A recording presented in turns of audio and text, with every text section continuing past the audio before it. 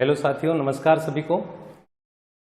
चलिए आज हम शुरुआत करते हैं हिंदी साहित्य के इतिहास के बारे में। देखिए, हिंदी साहित्य के इतिहास की उपयोगिता क्या है, हिंदी साहित्य के इतिहास से संबंधित प्रश्न किन किन परीक्षाओं में पूछे जाते हैं। मुख्य रूप से हम जो बात करेंगे आज के सेशन में, एक तो स्कूल व्याख्याता के लिए, यानी कि फर्स्ट ग्रेड टीचर वाला जो एग्जाम होता है अपना, उसके लिए।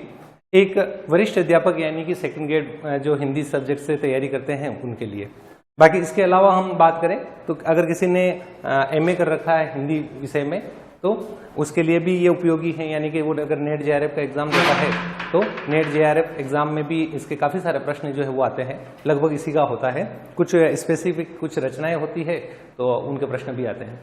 फिर हम बात करते हैं कि आरपीएससी, उसी प्रकार आरपीएससी जो है वो राज्य पात्रता परीक्षा आयोजित करती है, स्लेट या सेट नाम से उसे जाना जाता है, उसमें भी प्रश्न आते हैं। फिर हम बात करते हैं कि सहायक आचार्य यानी असिस्टेंट प्रोफेसर जो कि कॉलेज एजुकेशन से रिलेटेड है, इनमें भी हिंदी साहित्य का इतिहास जो है वो उससे संबंधित प्रश्न आते हैं। यानी हिंदी साहित्य का इतिहास जो है लगभग इन सभी परीक्षाओं में पूछा जाता है और इन्हीं के बारे में हम अध्ययन करेंगे। अभी जो हमारा जो मुख्य रूप से जो ध्यान रहेगा इसमें हिंदी साहित्य के इतिहास के अंतर्गत हम दोनों की बात करेंगे, क्योंकि इन परीक्षाओं में जो है इनमें थोड़ा पाश्चात्य काव्य शास्त्र इनसे और जोड़ दिया जाता है, अलग सिलेबस भी होता है, तो उनकी अभी हम चर्चा नहीं करेंगे। हम सीधे आते हैं हिंदी साहित्य के इतिहास के ऊपर। तो मुझे पूरी उम्मीद है आप क्या ध्यानपूर्वक सुनेंगे, देखेंगे तो निश्चित रूप से हिंदी साहित्य का इतिहास, जिसमें वरिष्ठ अध्यापक परीक्षा में आपके 35 से 40 प्रश्न जो पूछे जाते हैं, वो 35 से 40 प्रश्नों में से एक भी प्रश्न गलत होने की संभावना नहीं रहेगी। जानबूझकर आप गलती नहीं करेंगे, मुझे पूरा विश्वास है, और अच्छे से आप गहनता से इसका अध्ययन करेंगे तो निश्चित रूप से आपके सारे प्रश्न जो है वो सही होंगे। चलिए हम शुरुआत करते हैं। देखिए, हम जो बात कर रहे हैं वो बात कर रहे हैं कि हिंदी साहित्य का इतिहास, हिंदी साहित्य का इतिहास। यानी कि हिंदी साहित्य क्या है, तो हिंदी साहित्य एक विषय है। ये क्या है, तो ये तो एक विषय हो गया, एक कोई भाषा है, कोई विषय है, ठीक है। इतिहास यानी कि जो अतीत है वो इतिहास है। इतिहास क्या है, तो वैसे तो क्या इतिहास की आप डेफिनेशन में जाओ तो उसमें अलग अलग बरिया इतिदन हाथ से बना है, ऐसा ही हुआ था, लेकिन उनमें अभी आपको नहीं जाना है। आपको ये ध्यान रखना है कि इतिहास यानी कि अतीत की घटनाओं का जो है वो लेखा जोखा इसमें रहता है, अतीत की घटनाएं हैं। अब ये जो हिंदी साहित्य है, ये हिंदी साहित्य का उद्भव कैसे हुआ, हिंदी साहित्य है क्या, उनकी हम अगर बात करें तो वैसे उद्भव, हिंदी साहित्य का उद्भव एवं विकास आपके पाठ्यक्रम में अगर सिलेबस देखेंगे आप तो अलग से उसमें दे रखा है। फिर भी आप ध्यान रखें कि हिंदी जो है, ये हिंदी क्या है, हिंदी जो भाषा के रूप में विकसित हुई वो भाषा के रूप में कैसे विकसित हुई, तो संक्षेप में थोड़ा सा इसका हम देख लेते हैं। देखिए, जो सबसे पहली जो भाषा थी वो थी संस्कृत। संस्कृत को सभी भाषाओं की जननी कहा गया है। संस्कृत को हम जननी कहते हैं, ये सबको पता होगा। तो सबसे पहले जो थी वो संस्कृत थी, और ये लगभग हम बात करें तो संस्कृत जो विद्यमान थी वो थी 1500 ईसा पूर्व से 500 ईसा पूर्व। क्योंकि देखिए ये ईसा पूर्व है इसलिए माइनस में चलेंगे, ईस्वी सन नहीं है जैसे अभी 2023, 2024, 2025 ऐसे जो बात करेंगे तो उस प्रकार से नहीं है। ये जो है वो ईसा पूर्व है इसलिए माइनस में चलेंगे।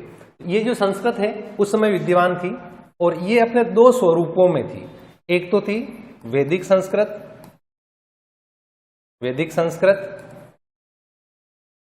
और इसी में जो दूसरी थी वो थी अपनी लौकिक संस्कृत। वैदिक संस्कृत और लौकिक संस्कृत,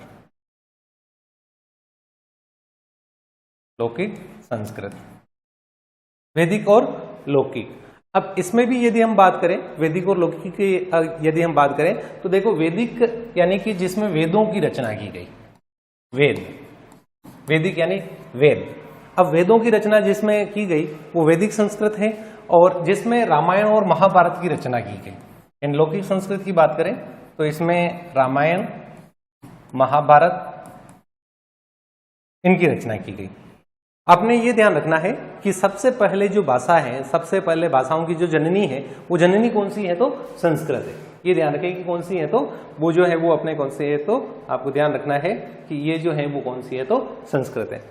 संस्कृत के बाद यदि हम बात करें कि संस्कृत के बाद में अगली भाषा जो है वो कौन सी है, तो फिर उसमें आती है एक आपके पाली। अगली कौन सी है? तो पाली। पाली जो है वो लगभग 500 ईसा पूर्व से 500 ईसा पूर्व से 1 ईस्वी, प्रथम ईस्वी, 500 ईसा पूर्व से प्रथम ईस्वी।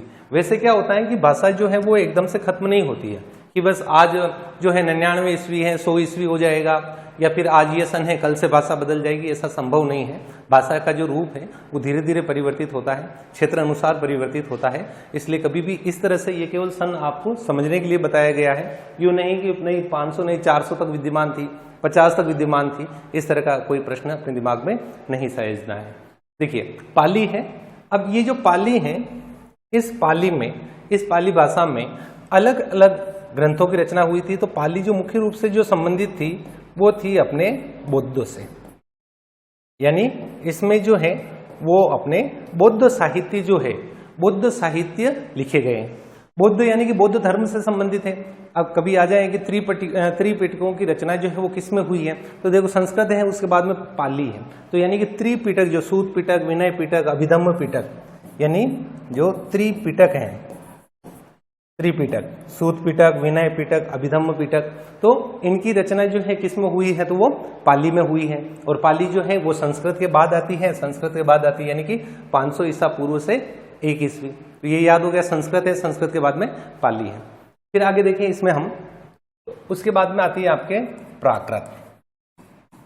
पाली के बाद में प्राकृत है, और प्राकृत जो है प्रथम ईस्वी से लगाकर 500 ईस्वी तक, 500 ईस्वी तक विद्यमान थी।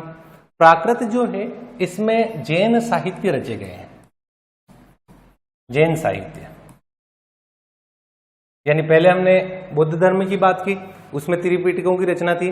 जैन धर्म से संबंधित जितनी भी रचनाएं हैं वो कौन सी भाषा में लिखी गई, तो वहां पर आप ध्यान रखें जैन धर्म से संबंधित जितनी भी रचनाएं हैं वो प्राकृत में रची गई है, प्राकृत में है। प्राकृत के बाद में अगली जो भाषा आती है वो आती है अपभ्रंश। अपभ्रंश, अपभ्रंश है, और अपभ्रंश जो है इसका कालक्रम माना जाता है 500 ईस्वी से 1000 ईस्वी तक, 1000 ईस्वी तक, यानी कि 500 से लगाकर 1000 ईस्वी तक जो है वो अपभ्रंश है। अब अपभ्रंश है, चाहे इसको अपभ्रंश को चाहे अवहट कहें, अवहट के नाम से भी जानी जाती है ये, या इसको अवहत कहें, अवहत, ठीक है, यानी कि अवहट, अवहत, इससे अलग अलग रूपों में ये विद्यमान थी, अलग अलग रूपों में इसको जाना जाता है। तो अपभ्रंश ये ध्यान रखें। अब अपभ्रंश से ही अलग अलग भाषाओं का विकास होगा, यानी कि ये जो अपभ्रंश है इसके अनेक रूप विद्यमान थे, अनेक जो क्षेत्रीय रूप हैं वो विद्यमान थे। जैसे हम बात करें कि अपभ्रंश जो है उसमें जैसे मागधी अपभ्रंश है, मागधी।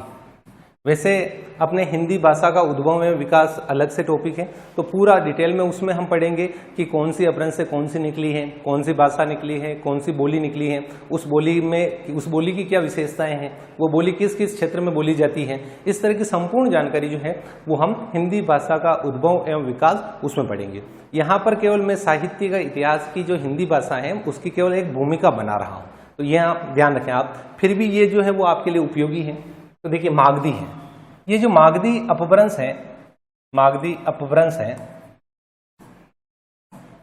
इस मागधी अपभ्रंश से निकली थी बिहारी। कौन सी भाषा निकली थी, तो बिहारी। वैसे अकेली बिहारी नहीं निकली थी इसमें से, इसमें अगर हम बात करेंगे तो असमिया जो है वो भी इसमें से निकली, असमिया जो है वो भी इसमें निकली। उड़िया जो है, उड़िया इसी में से निकली। बांग्ला जो है, बांग्ला इसमें से निकली। तो असमिया, उड़िया, बांग्ला ये सब जो निकली है वो मागधी अपभ्रंश से निकली है। लेकिन हमें जो ध्यान रखना है, हमें ये बिहारी, और बिहारी के अंतर्गत जो है, बिहारी से कौन कौन विकसित हुई, कौन कौन सी? एक तो है भोजपुरी,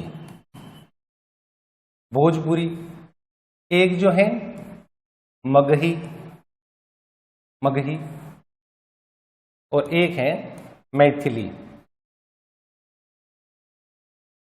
भोजपुरी, मगही और मैथिली, इस तरह से बिहारी भोम में। बिहारी कहाँ, इसको याद रख लेना कि बिहारी कहाँ है, बिहारी भोम में, भोम में, बिहारी कहाँ है तो भोम में है। इस तरह से आप याद रख सकते हैं इसको। और इससे जो थी भोजपुरी, मगही और मैथिली इस तरह से निकली थी। फिर हम बात करेंगे मागधी के पश्चात जो बात करें तो अर्धमागधी अपभ्रंश है, अर्धमागधी।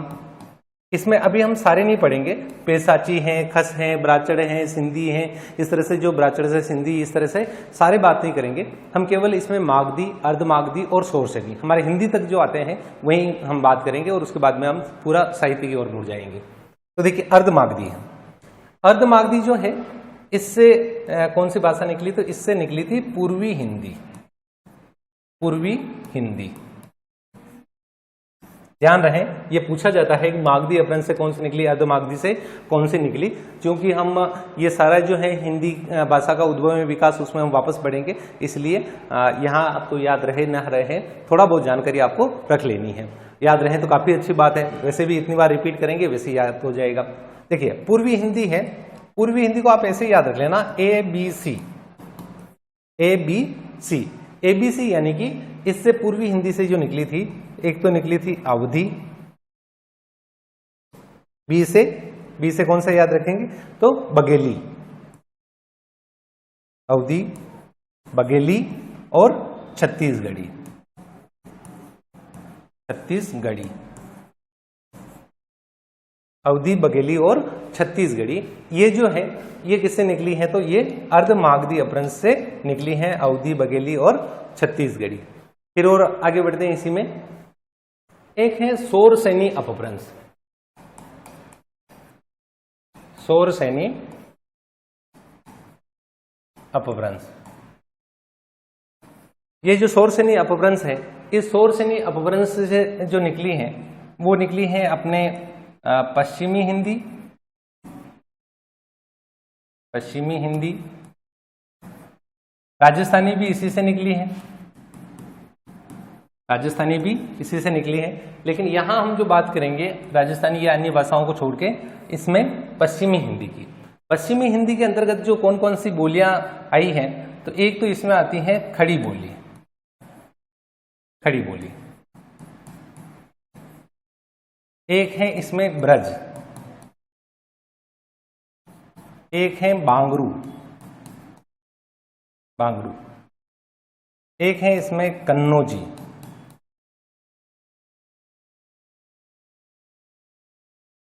खड़ी बोली हो गया, और बुंदेली, बुंदेली।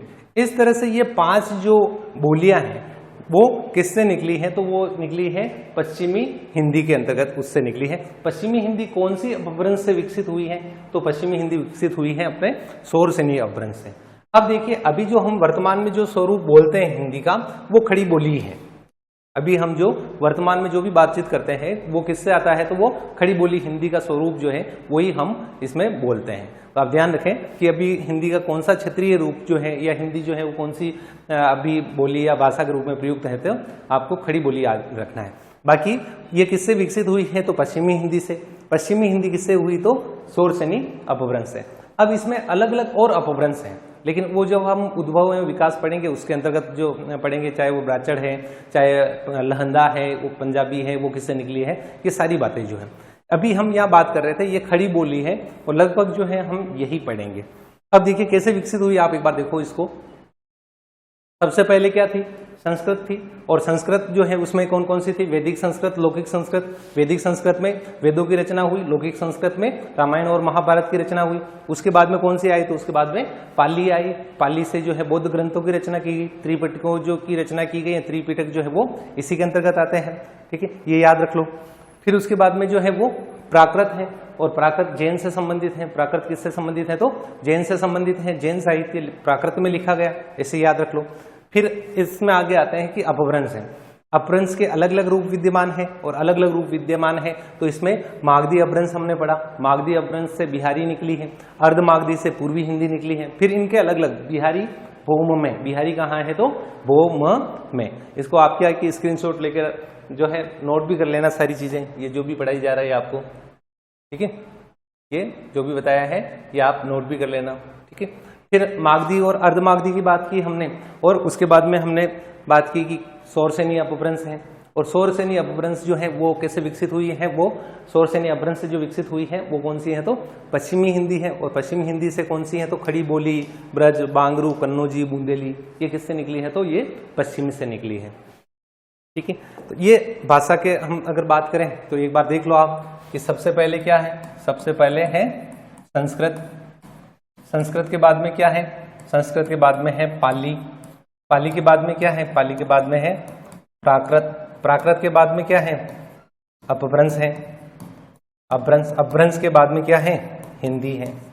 अभी जो हम हिंदी पढ़ते हैं वो ये वाली हिंदी है। ये कैसे विकसित हुई आपको पता चल गया कि संस्कृत, पाली, प्राकृत, अपभ्रंश, एक बार बोल दो संस्कृत, पाली, प्राकृत, अपभ्रंश, संस्कृत, पाली, प्राकृत, अपभ्रंश। और ऐसे भी याद रख लो संस्कृत तो जननी है, सबसे पहले आएगी।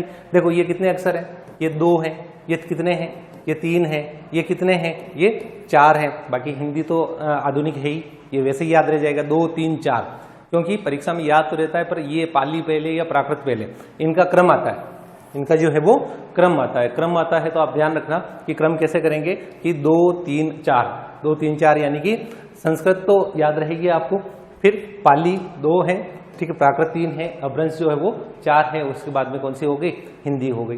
फिर अपभ्रंश जो है जब हम ये उद्भव में विकास पढ़ेंगे तो अपभ्रंश और इनके बारे में अलग अलग पढ़ेंगे। तो आ गए हिंदी पर कि हिंदी जो है वो कैसे विकसित हुई। तो अभी जो हम बात कर रहे थे हिंदी साहित्य के इतिहास की, तो ये जो हिंदी साहित्य का इतिहास है इसमें जो हिंदी है, इसमें हिंदी जो है, हिंदी का विकास जो है कैसे हुआ, हिंदी को भाषा के रूप में हम कब से जानने लगे, हिंदी का प्राचीनतम स्वरूप जो है वो क्या है, हिंदी का जो पुरानी हिंदी है उसको क्या कहते हैं, इस तरह से अलग अलग, ठीक है। अब हम सीधा इसमें आते हैं, इनको आप नोट कर लेना, ठीक है, ये काफी काम का है, एक प्रश्न यहाँ से बनता ही है, ठीक है। अब हम आते हैं कि हिंदी साहित्य का इतिहास।